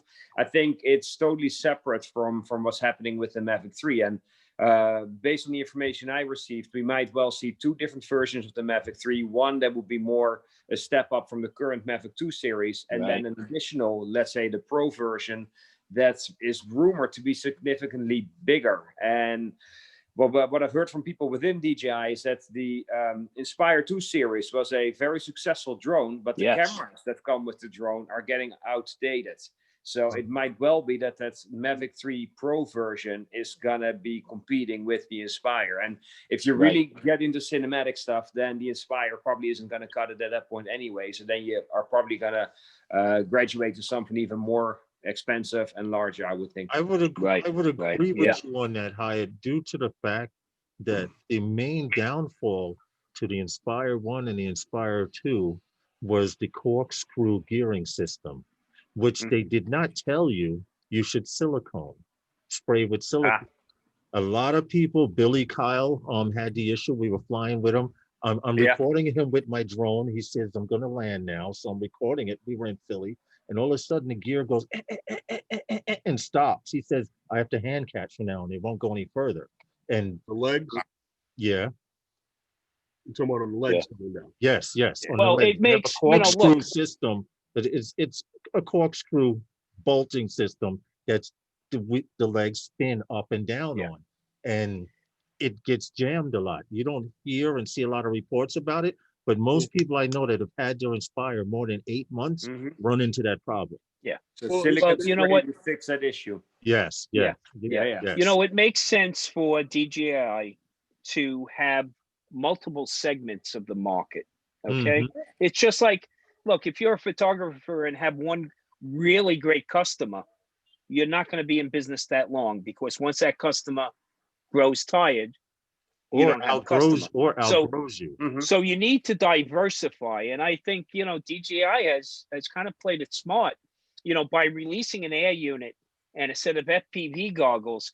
They did exactly what you said, Hyatt. They dipped their foot in the water, right? Yeah. So now it's really, now put the pieces together, because you do have a whole market that's waiting for that pre-built. When I first saw that, I said, oh, this is great. I can't. Oh, you mean I still have to build a drone around it? You still have to put a receiver inside. Right. You still may have to put a VTX inside. Now. And I have to tune it. Okay. But also, if you look at what DJI has been doing with their products, right? When they come out with a new generation, take a look, for instance, at the DJI Mavic Air 2. They kind of cannibalize the DJI Mavic 2 Pro and Zoom series, because it's not quite as good, but it's getting almost so good that people are like, well, hey, I can buy this for less than $1,000. The price point, exactly. The price point is. Well, they do that with almost everything. Yeah, but so if you think about, okay, so now you need to come out with a drone that's going to be positioned well above the DJI Mavic Air 2, then it has to blow the Phantom 4 Pro out of the water. It has to be way better than the Mavic 2 Pro. So technology, after a while, the technology can sell for cheaper. You move on to something better. Yeah. My only problem is stop coming out with these drones with these 3 1/4 sensors and come out with a few more 1-inch sensors. Yeah. Well, I think that's the big question for the Mavic 3 as well. It's like, are we finally going to see interchangeable lenses? There's also been a rumor about stabilized zoom lenses. So the question is, okay, what are they going to come out with in terms of camera options? Yeah, a stabilized zoom lens is a game changer, and definitely would have Mavic 2 Pro owners buying the next Well, buying the next. well, you see, If they can afford it. If they can afford it, though. But you know what opened the door for all of this? If you remember the leaked pictures of the what everybody expected was supposed to be the Phantom 5 Yeah. with the interchangeable lenses. Yeah. That is what opened the door for this. And then you have a company say like with Evo that, you know, kind of took the whole interchangeable camera thing and ran with it. Yeah. So now, you know, one body. But they multiple kept lenses. tripping over their own feet, though. That's the problem, okay? but Where they DJI tried. won't. Well, DJI will come out true, but with. they did. I'm hoping Let's that hope. it's not the smoke and mirrors that we've gotten from some of the other companies. Hey, I'm coming out with a 1-inch. But I'm going to release this first and still not come out with it. You know, to release a Mavic 3 with interchangeable, and then also offer a package where I include a prime lens and I include a zoom lens in a package will prove right away that they have the product and not that they plan on having a product. Right. That's what gets me all the time. You know, don't sell me something you haven't yet produced. You haven't put into production. If it's still in development, it's not time to sell it to me yet. Well, I think that becomes an issue with money with some of these companies. You know, like Skydio, and we know that was the issue with Skydio. It had to be little by little, you know, because of money issue, and starting up as a company. But Wow. Yeah, but when you go ahead, Hype. What I was going to say about Skydio, I think where they might run into an issue now is that all those people that made their reservation and are still waiting for the Skydio 2 drone, right? It's been a very long time, and other options become available. And I think some people already switched to the DJI Mavic Air 2. Some people just canceled their orders because they ran out of patience. Yeah, and then Corona might actually play a part in that as well. That some people might say, you know what, I'm not going to spend money on the drone, or you're just going to wait until the Mavic 3 comes out and forget. Well, think about it. When you go to the auto show and you see the concept car, you know it's a concept car. Yes. You know it's not available for sale. Right. So when you go to CES and you tout this as something that's in production, but in reality, and lay down $100 and reserve it, and really it's not. It was a concept. State that up front. Don't take us for fools. Okay, because you're not getting a fool's dollar down the road. That's my issue with it. Right? You didn't put that on that V-copter, did you? Remember, you got your money back, right? Remember, he got his money back. Yeah, you didn't get that V-copter, did you? Yeah. No, I'm super interested to see if we can learn more about the Mavic 3. I think what kind of fascinated me is if you look at how the Mavic Air 2 is positioned and the features that it has and the hardware that it has, like DJI put a lot of thought in how they were going to position that product, and it has just enough of everything without having too much that it's going to compete with the higher end products. And it raises my hopes for what the Mavic 3 might bring. I think that's going to be a super exciting drone. Yeah, definitely. Agreed. You just need to come out with a CMOS camera. As long as they don't touch that camera, because there's nothing wrong with that camera on that Phantom 4 Pro. Nothing wrong with it. No, that's a great camera. But if you look at the new CMOS sensors that Sony's got now, 3rd generation. Yeah. But that means that drone gonna be $2,500, and DJI trying to keep it on the consumer, so it's gonna stay under $1,700. They ain't gonna give you that camera. Ray, here's the problem with that, Ray. Maybe on the base model. We keep on paying more and more for our toys, okay? Because all you got to do is wave that thing I've been waiting for in front of my eyes, and I'll find the way. And that's the mindset they have, okay? Exactly. You think about it. Look, I'm a Nikon shooter for a long time. I owned so much glass, I couldn't go with a Sony mirrorless. And I waited and waited for that Z series to come out, and I'm in love again. Okay, there you go. Because of the sharpness, edge to edge on that sensor, right? Now, being a Nikon pro, you turn around and you go, well, this is the ultimate camera. I'll never need anything more than this. And then they release the next D series body, and you go, I gotta have it. I gotta have it. I mean, some of these D series bodies are $6,000-$7,000. So what's a drone with a quality camera in it for a professional photographer Right. You know what? If you are a true shooting pro, then Uncle Sam's going to help you buy it because you're listed on your taxes. Yeah. Okay. Yeah. So Yep. remember, there's a whole market yeah, there yeah. for that. You know, when Oh. you pick up, if they turn around and they say, you know, a Mavic 3 Pro is going to start at $39.95, there's going to be a segment of the market that doesn't even think twice. Oh, yeah. Okay. Well, You especially know, when you have, Section 179 of the IRS code lets you write off a Yep. nice piece of change, dollar for dollar. well, truthfully Okay. speaking, if X Dynamics comes out with that drone first, and it's actually what they say it is, then expect DJI to come somewhere within there in that Wow. price rate and have to knock that thing out the box. DJI always wait for somebody to show their ace card, and they hit you with a royal flush. Exactly. That's what they did with that orange pumpkin, that Yep. Evo 2. Okay, bring it Yep. out. I'm gonna hit you with the Air under $1,000 with the 48 megapixel, and you can go try to sell that $2,100 bird. Go ahead. Well, I'm glad you bring it up because I think that's definitely part of the problem here as well. Is that nobody's putting any force or any pressure on DJI. Like DJI, they can time whenever they want that drone to come out. They can do it right now. They can do it for Christmas. Hyatt, Right. Doesn't matter. Hyatt, how much money would you pay just to walk through their research and development building? Nothing. Oh, I won't pay. that'd be I interesting. don't want to see it ahead of time. I Yes, want to wait. I'll start a I would. GoFundMe real quick. And we'll get I some money would. going. I would love to see something like that because Only if I You can put take a bag put a with me. hotel. You put a hotel right there. That's the next Disney World. and for Tom, me, baby. and you could pay people to walk through that building and people would do it.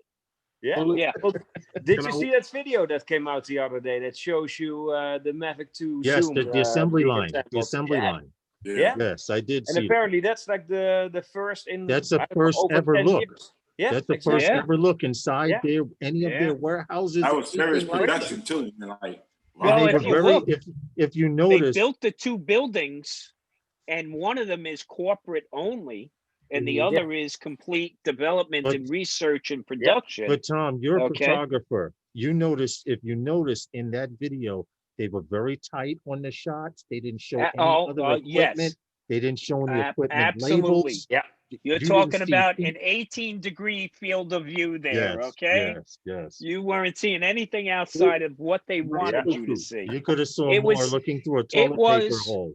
It was, as the military would call it, sanitized. Totally, it totally was. But Yeah. it was also, it came out through a Chinese spokesperson from DJI. So it was a fully official DJI video. It Yeah, wasn't something that yeah. was secretly No, it was- shot or covertly shot by some employee. This was, say, Eh, edited and And everything. Hyatt, Yeah. and Hyatt, you know whoever's going in that building is getting a cavity search, okay?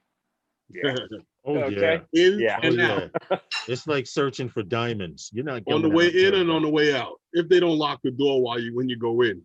Right. Oh boy. Right. You You get gotta to see have the your Mavic 3, retina. but You won't gotta get have to your tell. retina replaced with a small camera. Oh, And you're even right. then, you probably won't get by them. Yeah. Oh, shit. Tom, Yeah, I'm just curious to see, because like I said, you know, DJI, as far as that top of the line drone coming out with something new, they've been able to sit back and wait and wait and wait. Yeah. Because if you remember, X Dynamics threatened last year with that Mhm. drone, and it was a total flop. Yeah. You know, no one had to do Yeah. anything. So was V-Copter doing CES You know, with well, the only V-Copter, working I don't think was with in the that. only working version that they had of it. Yeah. You don't go to a place like CES with one working version and expect to make sales. I'm sorry. Yeah, No, but I not think gonna the work. V-Copter was, I don't think it was in that level of drone. I think it was more of a competition with something But like the Mavic Pro that originally came out. Whatever level of It drone it was wasn't- supposed to fit in, it failed. Yeah, Drone Shots said just get a red cam. But you know what, Drone Shots, you're not far off, because if you looked at the first iterations of Red and the size of that camera and what it is today, and it continues to morph into, you're going to see where these two markets just collide right together, where you do have a Red camera on the a drone. very, very stable platform that doesn't cost a fortune. You know, right today, basically, you got a custom octocopters to fly a red, basically. It's funny you guys talk about octocopters because they are now building FPV drones to carry Ronins and cameras like that, you know, and Oh. once that technology sinks in together, all that other bigger stuff, the price is going to have to go down because now you can build a 12 cell drone that can carry a Ronin. That can carry What's next? a large What's camera next body, after yeah. the right? But what's next after the Ronin? Anything else you want, if you think about it. Yeah. Yeah. I mean, and I think it's also, disguise are the limit. I Yeah. remember when I first saw those FPV videos, let's say where you see those guys snowboarding and they jump and those snowboarders, they spin in the air, but then the camera point of view, the drone Yep. spins around those people Yep. as they Around them. fly.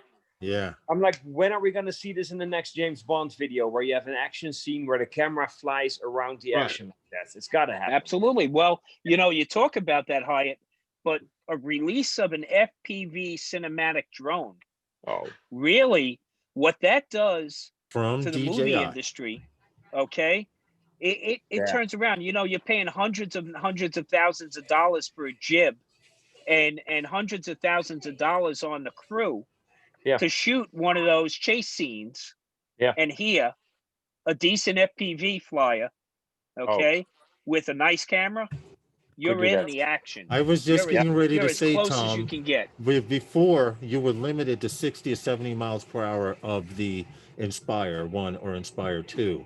Now Yeah. with FPV, quoted today, the world's fastest FPV drone, I think, does 180 miles per hour.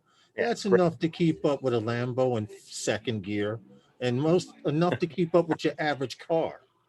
These Yeah. guys you see on social media, the guy, it's a big thing to go to a drift track and chase guys Yeah. drifting and chase drag racers and guys on bicycles. All of that's going into FPV. I just want one to be able to chase me when I do my 200 miles across the Bonneville Salt Flats. That's all. Because I want to be able to prove it. Okay. I Let want me that know proof. when you're going to do that. I'll be there. Okay. You want There to you know go. what, Tom? There you go. Tom, I could see that being highly possible. Have you any of you guys seen the golf shot? The guy comes in from an FPV at full speed. The guy tees off and hits the ball, and he follows the ball on his trajectory all the way to the hole. They're not far from it. And No, not at all. if you don't know anything about X-class FPV drones, X-class FPV drones are anything from 10 inches or bigger. I've seen 3-foot X-class drones. I've seen 2-foot X-class drones. Well, This is where it's going. It's the thirst of the public Yeah. to be fully immersed Mhm. in whatever the action is, right? Yes. So the market demand is there Yeah. from the entertainment industry. And you know what? When the entertainment industry puts their minds to something, they'll figure it out. And you'll have a whole consumer industry that comes out as a result of that. Because if you look at some of the cameras we have today, right? Yeah, and I think the proof is already there, right? I mean, maybe not so much in the cinematic video quality that you get, but the drones can do it. The FPV pilots have shown that they can actually control and fly a drone and make those maneuvers. Right. So it's already feasible. You just need a bigger, better drone with a better camera, and you're in business. Exactly. Yeah. Exactly. Yeah, it's gonna be fun. It's here. It's on the doorstep right now. It'll be here. It's happening.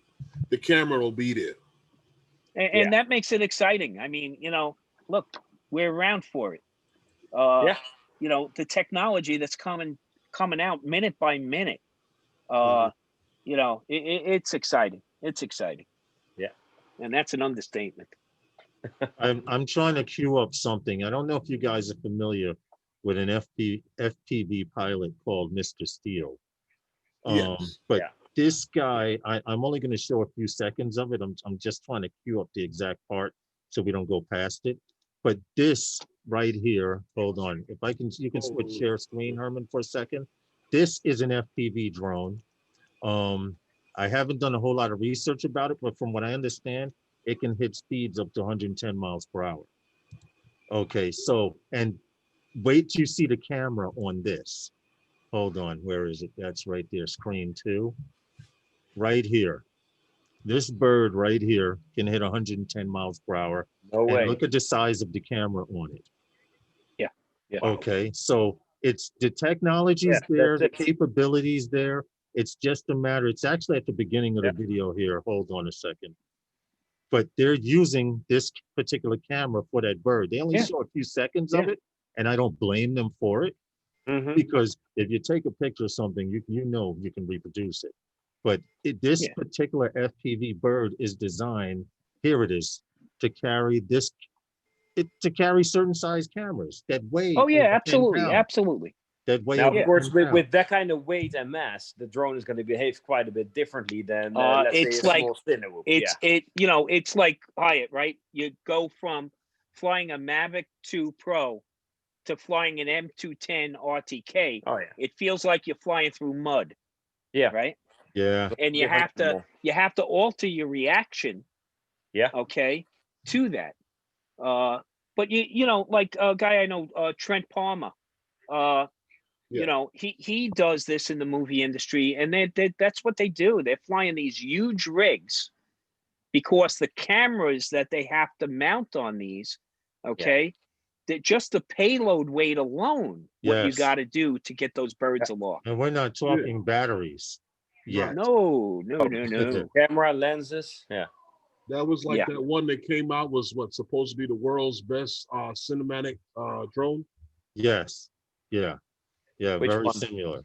Who was that? Sky's the limit, because Hollywood and the government, money's the limit. There's no limit to the money. So if you can conceive it, it can be Well, put to two different motivators, right? You're talking about profit on the on the motion picture industry. That's a huge motivator. Okay. And realize revenue is really the big motivator there. It's the difference between the gross and the net. And if you can eliminate, and it's unfortunate, but if you can eliminate 14 grip boys, okay, and all that extra jibs and specialized vehicles to capture it, and meanwhile you can invest a fraction of that into a UAV, okay, and then put those cameras on top of there. Now your DP, your director of photography, has a whole new world they can explore. Yep. Well, So- does any of you guys has anybody seen any movie where this was already being used to a degree, or no? Because I haven't. I don't remember. You know any what? movie I'm where- always looking at movies and television. I'm like, that's a drone shot. That's a for drone sure. shot. Yeah. Well, like an And- FPV style shot where they Right, would, where they and- would and fly now- in circle. I'm just, as of lately, just starting to see FPV stuff starting to pop up. And it's only my hypothesis because of the speed, the angle of the camera. You just can't emulate with a camera drone. Yeah. I mean, they have camera drones that can spin the camera 360 and make it go sideways and all of that. But moving at 60 to 100 miles per hour and doing a complete orbit around something perfectly, That's a you different. don't see that. You don't see that all the time. So you tend to notice these kind of things. Yeah. But I don't know if any of you guys are on TikTok, but the FPV community is starting to take over TikTok. And you have guys surfing mountains and following people above the ground, inches off the ground at 60 miles an hour. You're seeing a lot of short clips on there. If you just go in there and type in FPV, you'll see some phenomenal stuff as far as what they're doing. Yeah, And I'm so happy I had a because video. finally FPVs being acknowledged and accepted in the world of drones. Before, if you flew FPV, or you were rogue.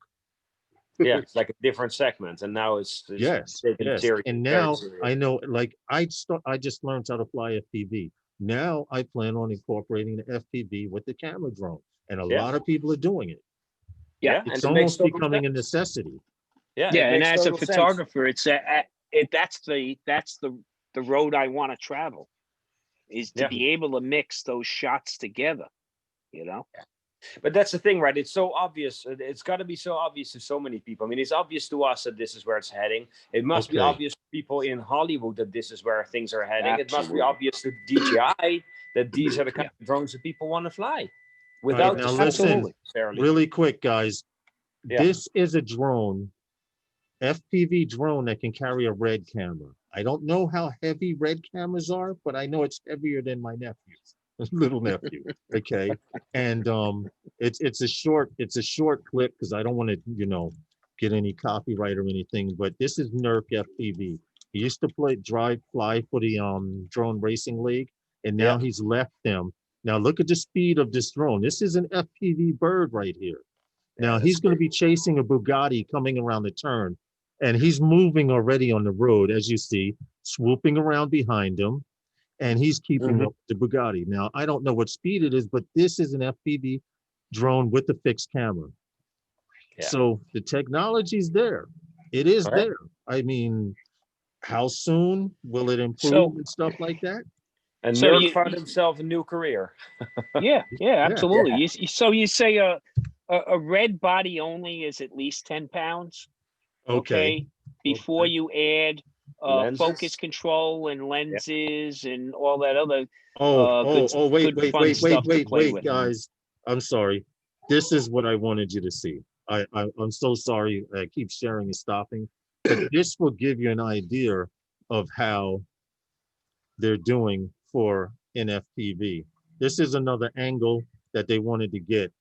After this, you'll see the camera actually following the car, and you get an idea of the speed that he's traveling at. I think it's coming up on the next scene right here.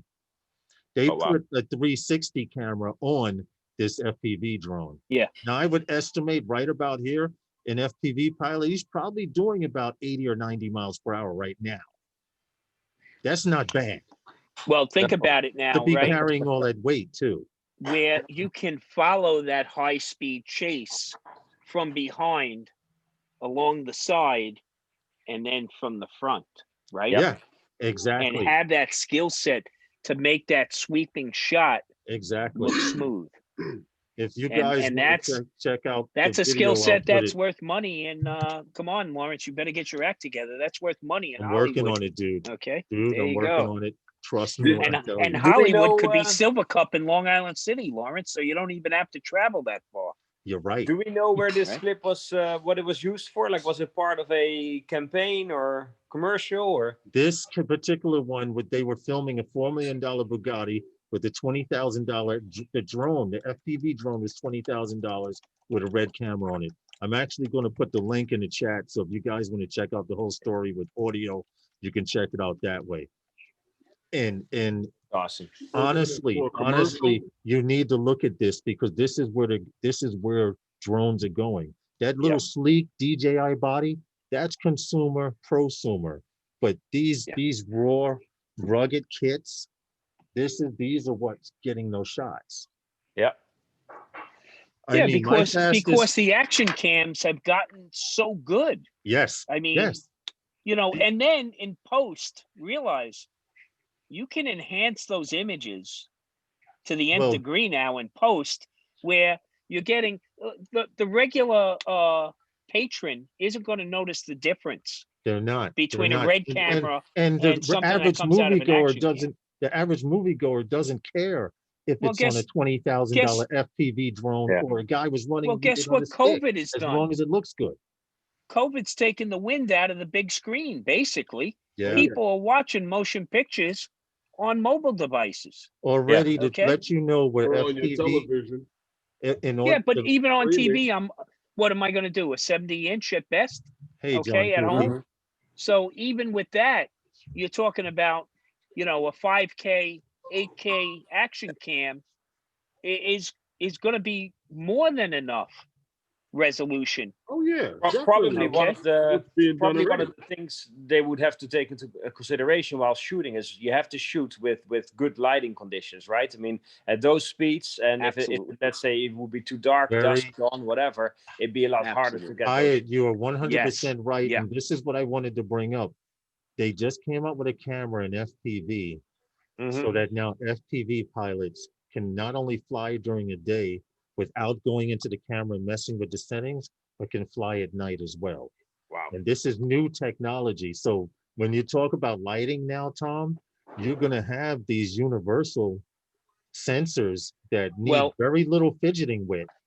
Well, think about it. As a photographer, really where the advancements have come is the latitudes of contrast Mm-hmm. that the camera bodies allow me, right? Mhm. Yeah. And like this past weekend, even at one of the meets, I was shooting a 200 to 500 millimeter Nikkor lens on a Right. Z mount body, and I was still bracketing shots. I was taking 9 shots, Mhm. 4 stops under, 4 stops over. That's But because what I was trying to bring was that full vast latitude of contrast, and Yeah. that's what's becoming more and more available in a smaller package today. Mm-hmm. Okay. Yeah. And when you can achieve that, then you have that level of detail in your darks, in your shadows, and you're not blowing out those highlights.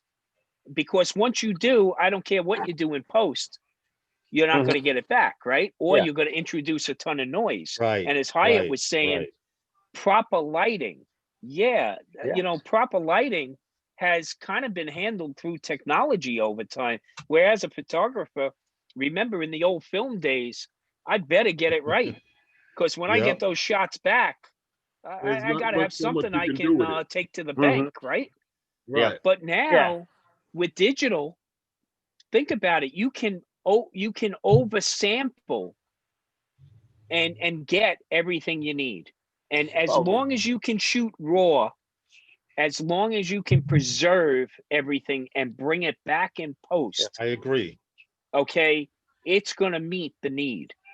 Mhm. And I think that's where the key is these days. And I think, what was it? The Sony A7S that came out a couple of years ago was the Mhm. first camera to kind of blow everybody out of the water, where Yeah. they had Yeah. such crazy high dynamic range and high ISO capabilities. So the technology is a breakthrough for sure. Hyatt, Yeah. I remember when you were lucky to get 5 or 6 latitudes of contrast out of a camera. So you Yeah. better pick the right 5 or 6, right? Yeah. And Otherwise, now today, off the shelf, you can go walk in and buy a consumer camera that's getting you 11 or 12. Well, And look then at on the pro side, we're up around 17. And I think, what is it? The human eye can perceive 21 latitudes of contrast, right? Right. So, we're not we're quite there, but there. almost. well, We're look there. at what they're doing with simple HDR. Yeah. They're taking one up, one normal, and one down. Well, And like go- I said, I was shooting nine shots, right? With a Right. high speed shutter. Okay. And that means in about a half a second, I'm capturing 9 images, but I'm capturing my exposure, then at 1 stop intervals down to 4 stops under, and at 1 Okay. stop intervals up to 4 stops Wow. over. Well, And before then that, before in that, you Lightroom, just doing a photo merge. Bingo. Okay. right. I had Panasonic gave that Sony a run for the money though in low light with the GH5S and a micro four That's a third good one, sensor. too. And Yeah. Yeah, it's but do still you know Yeah. who makes most camera sensors? well, I know Sony. Sony was making a lot of them. Basically they got the market share. Sony makes, well, I know Sony makes the sensor in my Z6 and my Z7 camera. Okay. Okay. Mhm. Yeah. So, the electronics behind it, that's another issue. Right. Yeah, But but the sensor they are. do control the sensor market. Okay. Yeah. And that's, when they tell me my new DJI bird comes with a Sony sensor, I'll get excited. Right. Right. Okay. So Hasselblad, you bought the company and kept them out of bankruptcy. well, Okay. that's what I And was they make, telling and Lawrence all this time. great glass. Okay. But when it comes to sensors, Sony. Everybody cried Hasselblad. Oh, Hasselblad. Who do you know that has a Nobody Hasselblad knew camera? who the hell Hasselblad was except And- photographers. Oh, was no, actually- medium format, baby. Unbelievable. People know it. Mamiya, No, but Hasselblad. Tom, you're a Right, fantastic. photographer. but Tom, who as the average Joe has one? Right. You're a photographer, Tom. You heard and know of Hasselblad. The average guy couldn't even pronounce Hasselblad until they Yeah. heard someone say it. Yeah. As Albuquerque Quadcopter said, Sony and Gold Star were the only two manufacturers of picture tubes back in the day. Yeah, it's a long, long, long history. Oh, you going way Okay, back. a You long going way history of back, Gold evolution Star. there. Yep. Wow. I'm Sure. surprised that DJI hasn't done more with the name Hasselblad other than printing it on the Yeah, lens cover yeah, of the, exactly. I think Magic that was Pro. I think they missed the boat on that one. I agree Yeah. with you, Hyatt. Yeah. Well, Yeah, Hyatt, Hasselblad stands Hyatt. for a lot more than just a Well, little. hold Oh, on, yeah. Hyatt. This is how it goes, Hyatt. I come out with a device that carries the same size hat that you wear, but you produce the hats and you want your label on it. So what you do is you come to me and say, look, you're putting out the same hats I have. I'll give you some money to put out my hat with my name on it. Hell yeah, I'm going to take it. Yeah.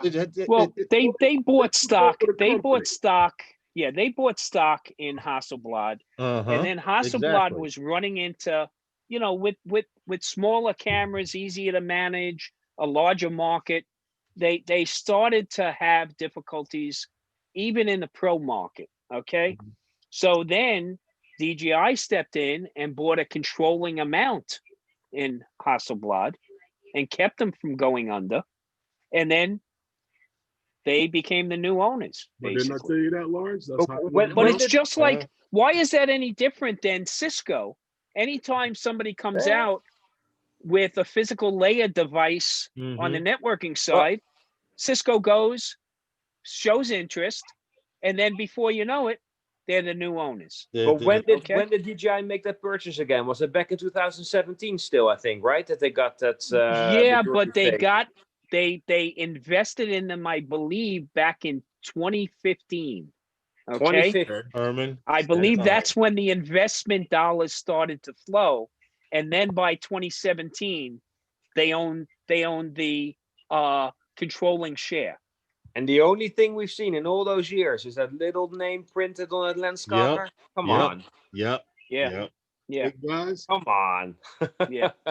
guys, it's that time. It's time for All us right. to get All right. out Do you there. know how Herman, to do? we're having you know too how to much do this fun, drop, Hyatt, right? No, but You know how to do this drop, right, Hyatt? hi, we Sorry? usually do a drop. We usually do a drop, and I'll say, Wednesday night with those guys is sponsored by. Pause for a second, and everybody goes, those guys. Awesome. All right, so here we go.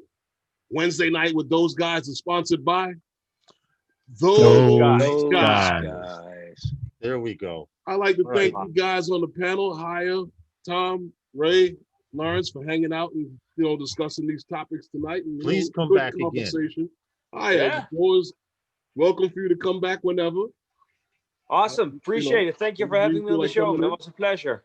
Thanks for I'm coming. glad you're on the men, Hyatt. Yes. Yeah, thank yes. you. Yeah, I Thank started you. my Good luck therapy to you this too. week. And you guys in the chat, thanks for stopping by. And, for without you, none of this is possible. And I'll see you next time on Phantom Flight 101 with those guys. Good night.